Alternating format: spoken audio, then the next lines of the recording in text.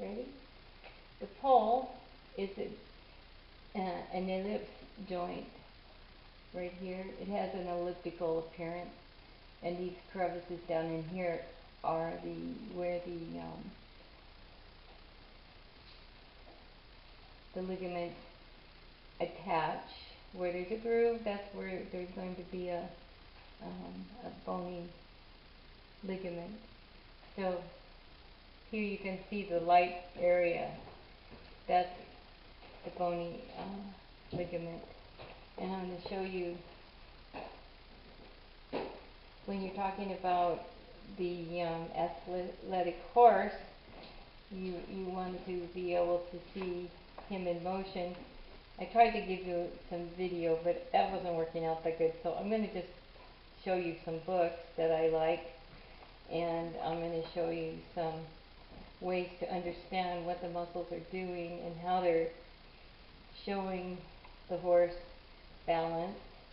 So I have a couple of books that I recommend.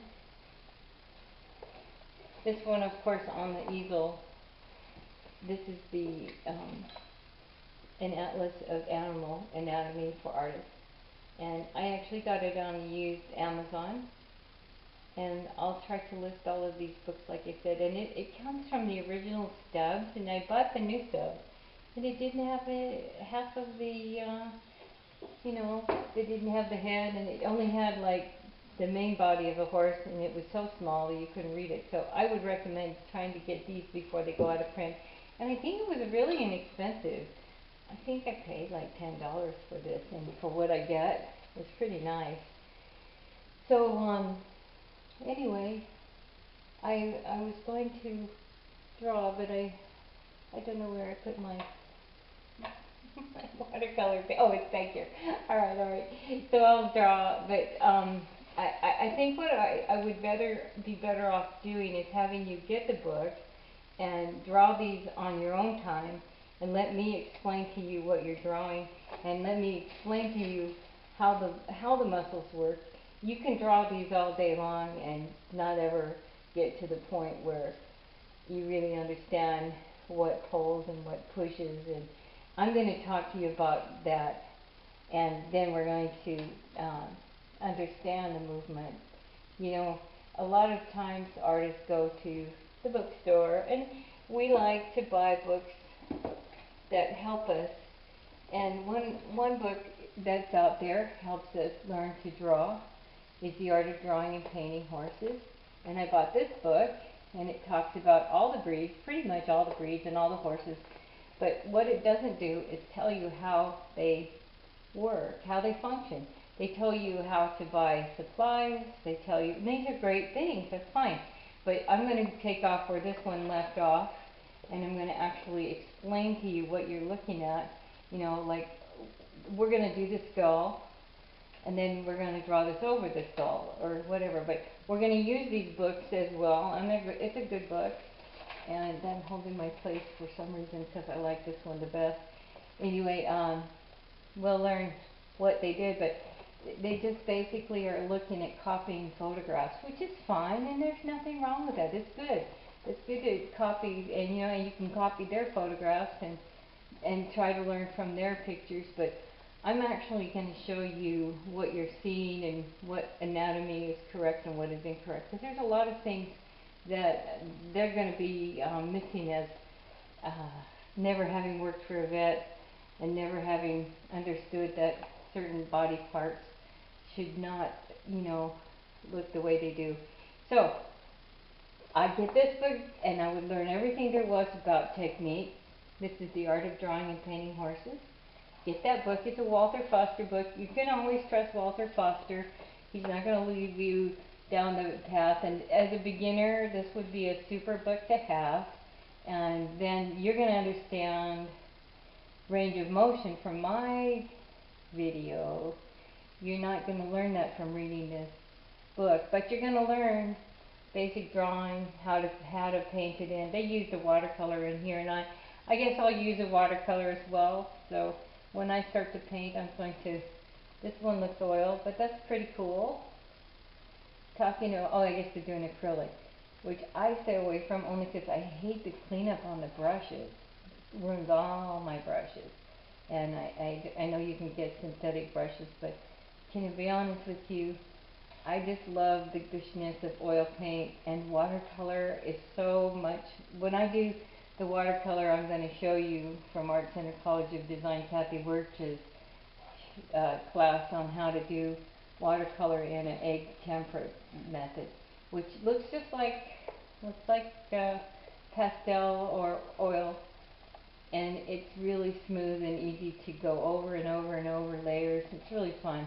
But anyway, get this book, The Art of Drawing and Painting Horses, if you're a beginner. And then I personally love this Money's book, Out in the Open. This is fantastic. He actually posed people and went out and studied and painted from life. Like this one, if you read the book, he hired this guy to do this up and down the hill, and so he would watch the horse in motion, and so you get these beautiful indications of motion. And I love this book. Here's his wife.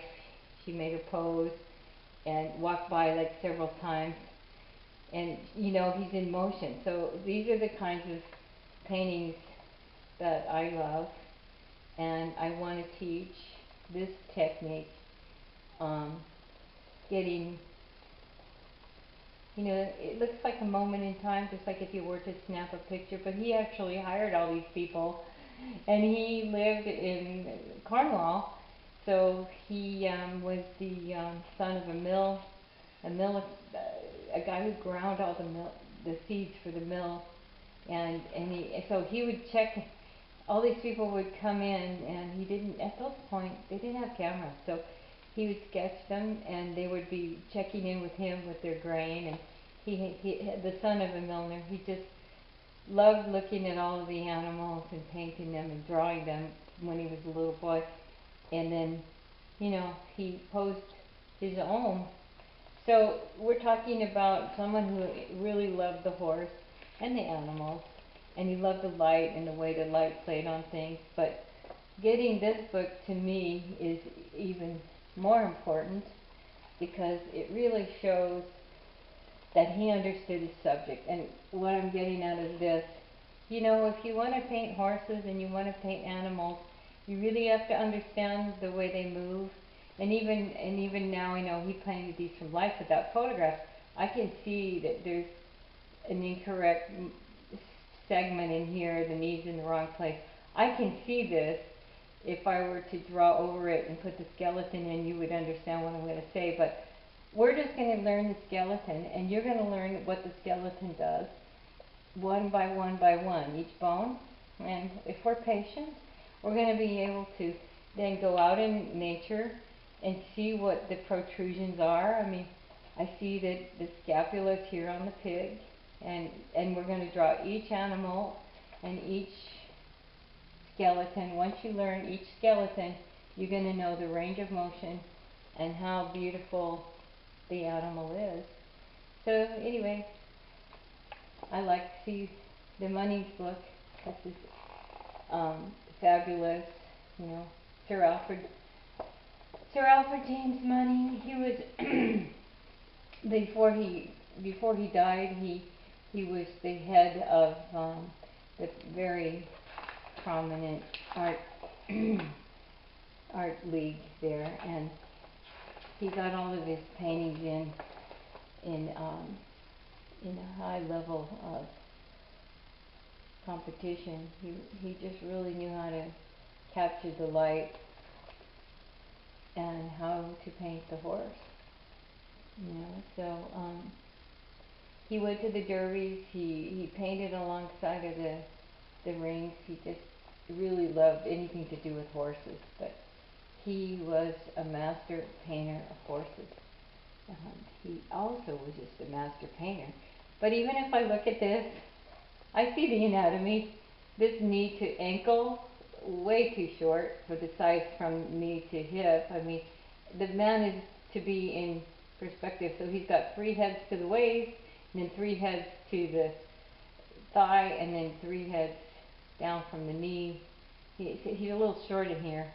I don't know. We'll talk about anatomy of a man too. So the writers are important, but he did go and he had an art school in Cornwall, and if you read his history, he was a master painter and loved high society, married a wealthy woman, and she committed suicide sometime later. She was not a thinker, a happy person. So anyway, he remarried. I forget who he married. But anyway, that's a really good story on the master painter of horses, Munning. Now, more important, if you want to learn, I'm going to drop my pointer here.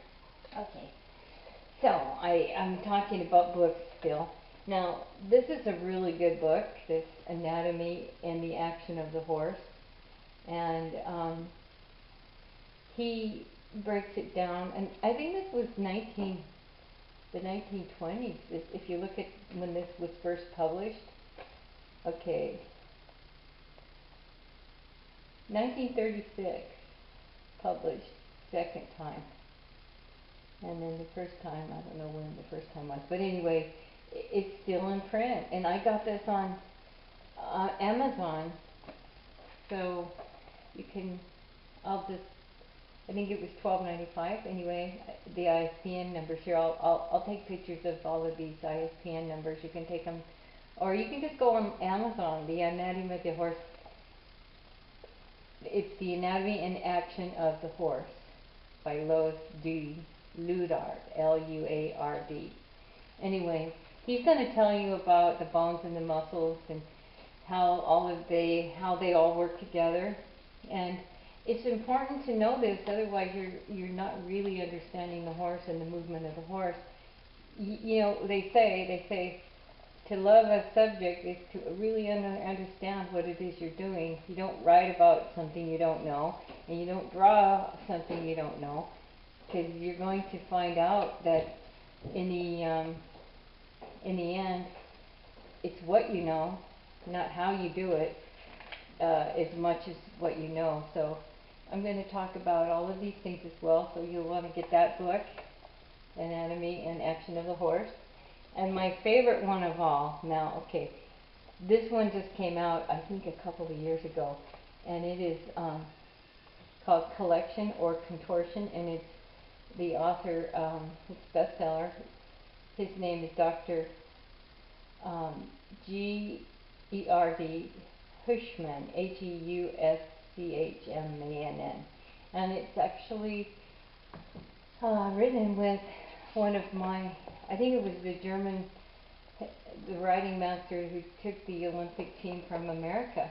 So he wrote this, and basically that's his daughter, and she actually rode my horse, so I know them very well. I know that they actually understand the motion and Olympic level competition and the athleticizing of all horses. She even has a section in here about the cow horse. So, I should say he does, but he, talks about flexion of the neck and the contortion of the neck. This is Belly Boston Hall here. She was in the Olympics last time as well. Anyway, we're going to talk with that book. So that one, I would recommend that book to get that one. And Klaus Balkenhol was our U.S. dressage team leader. He was the captain of our dressage team that went to Sydney, Australia for the Olympics, and I believe we came back. Debbie McDonald was on that team. Here's Debbie here with Rentina. Got the silver, so, or it might have been the bronze, but anyway, he knows what he's doing. He's talking about flexing and all about all about the skeletal perfection of good writing. Anyway, do you want me to pause it? Excuse me. And so, let's just go back to the very beginning of what we were talking about, the bones, and we started with the the axis, and the axis, if you feel your bone on the back of your neck, and you can find your first and second vertebrae, which is the axis, you're going to find that you can't walk, you can't talk, you can't do anything unless you're using that axis bone to turn in the direction of who you're talking to, or in the direction of what you're walking, and all of these things. And here we go. Here is the bone, right here, right here. And you can see the difference between this horse when he was young and how he carried himself, and then here he is in a high level piaffe. He learned to use his neck and head. So we're talking about excellent balance, and how the pole is the first joint of the rein effect that goes through through the entire body. You have a pushing into that joint, and that's the control point of every horse. If this point is not completely released, and the aid of the rider is restricted only to the horse's mouth.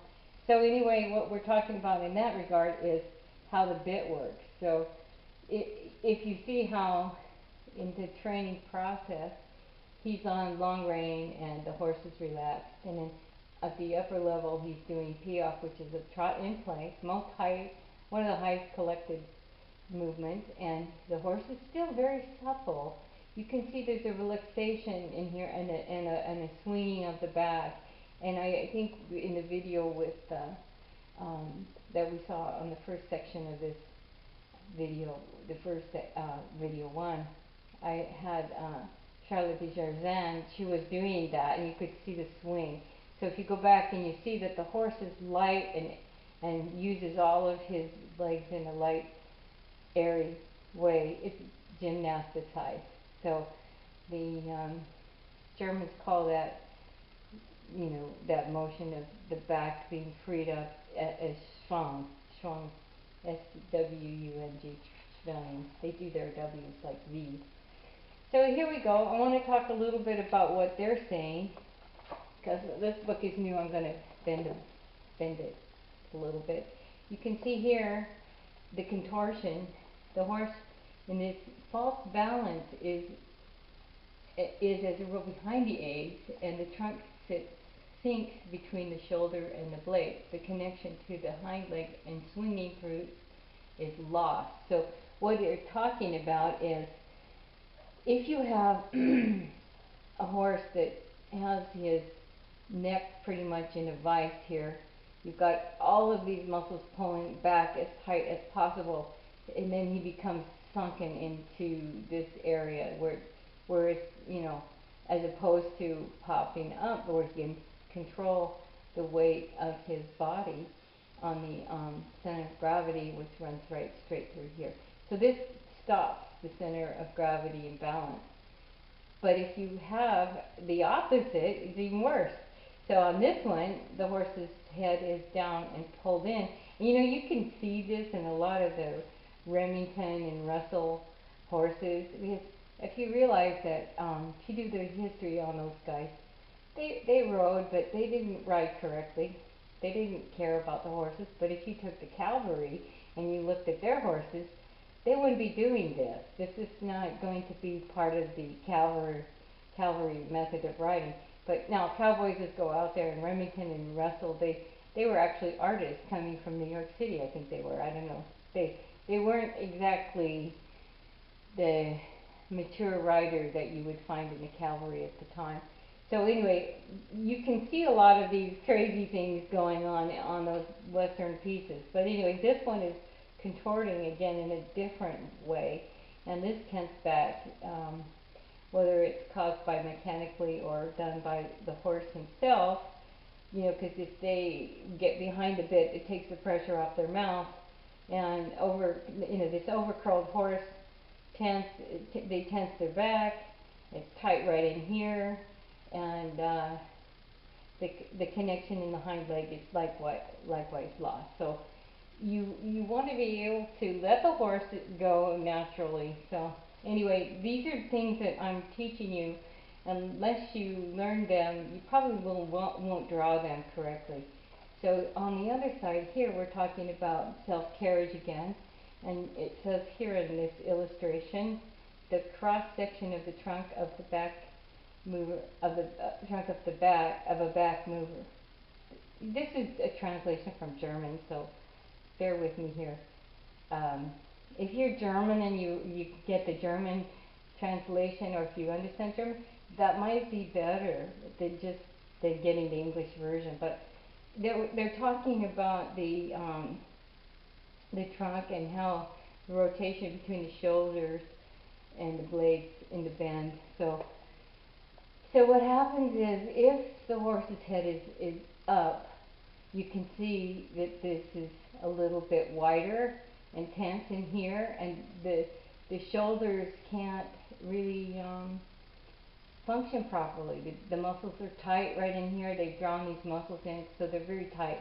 And then on the other one, the contortion where the head is between the down in front and between the, you know, almost to the breast. He's talking about this one, that it's narrower and it presses against the shoulder area. You see where he's inflamed this down lower. This is a little higher, this is lower. So the muscles are used here. So it's almost like, can you put your chin to your chest and actually walk? Why don't you get up out of your chair, put your chin to your neck, and try to walk. That's what's happening here. And then when you get up and you put your head up and put your head back behind this vertical and try to walk. It's not really very easy. Puts a lot of stress on this side of the muscle and a lot of stress in here. So we're talking about the balance of the neck again, and now you see the muscles attached at each vertebrae, and we're gonna actually draw those in when we do this.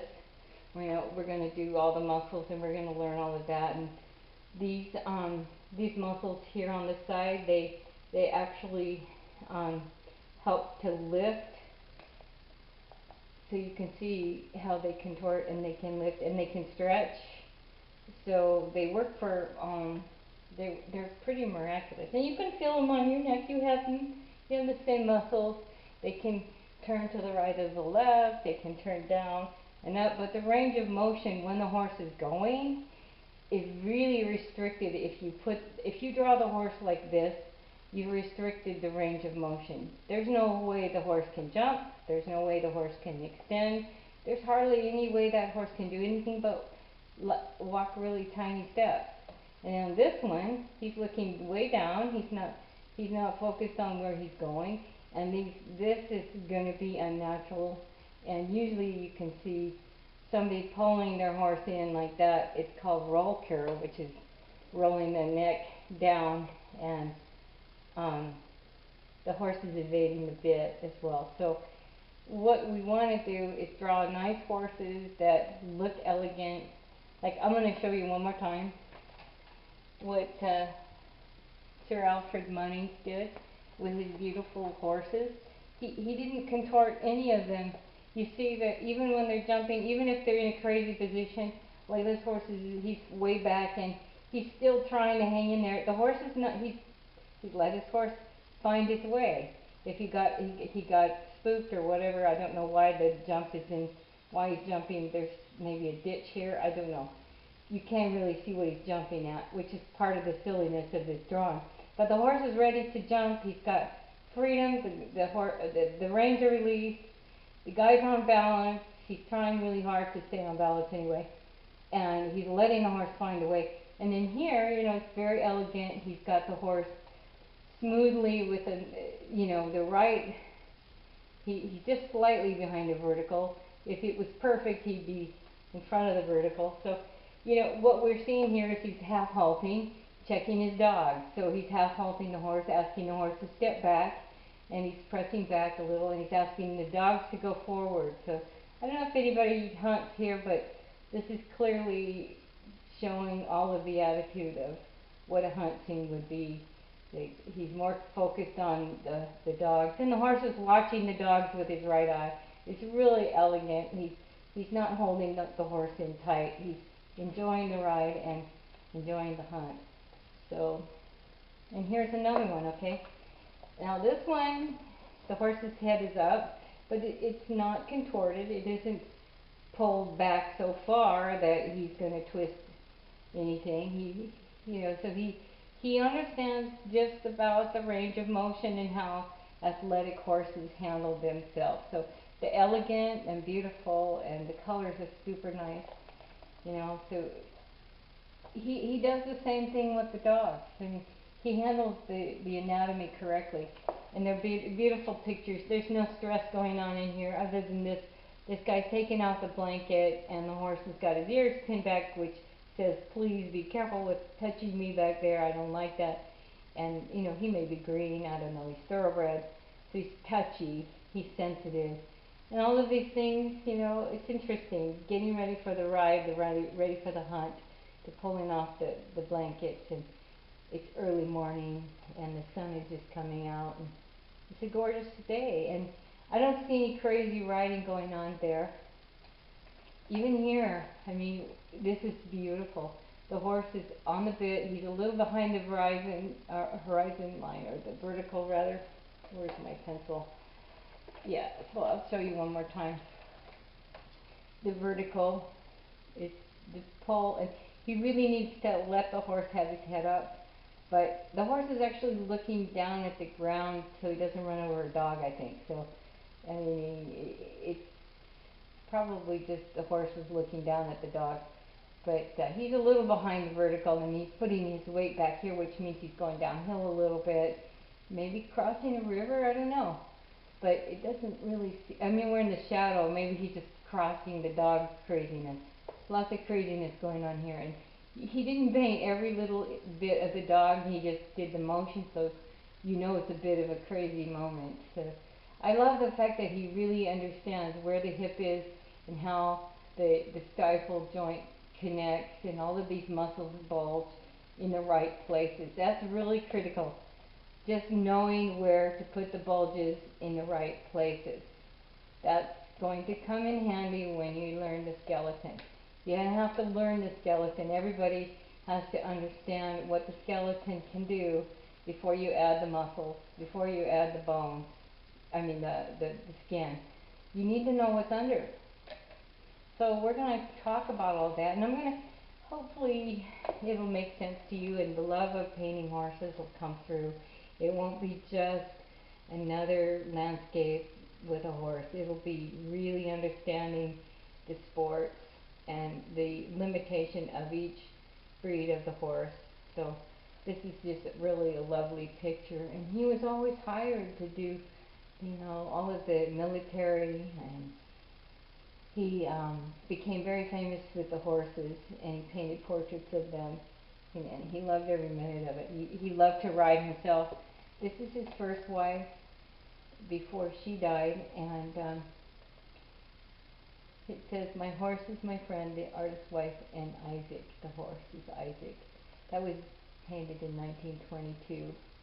And Munnings presents Violet, his wife, at the time of 2 years, with attitude and flair, wearing an elegant side habit. Her stance, I'm not wearing my reading glasses, is relaxed and confident, with one hand resting on her hip and the other holding the rein, and at her side saddle, gray mount. She's a side saddle. That saddle is where you put your right leg over the front and try to hang on there with the other leg under this flap of the saddle. So they had to make it hard for women. It was not easy enough for them to have the horse between the legs, but these had to balance and twist their right leg over the top. But anyway, that was the standard, and a female sitter standing on the ground, in which such a pose was entirely new. So he kind of brought women into the forefront with riding, and he loved riding with his wife. But you can see he's kept it really simple. He's painted in all the bones and protrusions of the pelvis. You can see that this pelvis is under here, and the trochanter and the hip are here. this point is where it goes out, like we have our seat bones, but it's tilted, you know. And then down from the hip is the joint. The trochanter comes down and into the knee. This is the knee or the stifle. Then this goes down just like it goes into our ankle. So that there's a lot of muscular, you know, if you feel your your calf muscle, this is pretty much the horse's calf muscle, and then the hock, and the cannon bone would be, you know, the ankle goes into the ankle joint, and this would be where your foot is, and then of course then starts all of the toes, which horses don't have. So you've got the cannon bone, and then it goes into the ankle and the hoof. So we're going to learn all of that and how to put it together and how it all should protrude on a healthy looking horse. Okay, I'm going to pause this for a minute because I don't want it to be too long, and then we're going to draw.